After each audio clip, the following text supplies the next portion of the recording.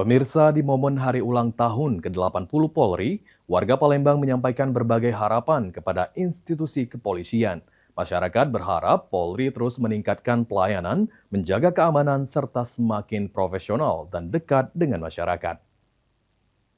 Selamat ulang tahun ke-80 untuk Polri, semoga kedepannya dapat lebih maju lagi dan dapat membawa Indonesia, khususnya kota Palembang, agar lebih aman dan tindakan kriminalnya dapat lebih berkurang lagi.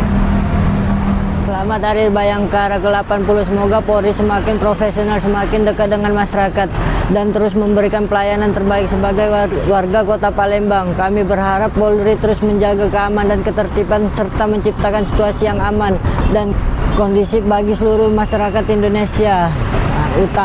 Yang utamakannya sebagai semua driver ojol. Dalam rangka memperingati Hari HUT ke-80 Polri, saya selaku warga berharap Polri dapat meningkatkan keamanan Indonesia dan terkhusus di Kota Palembang dan dapat menekan tindak kriminal di Kota Palembang.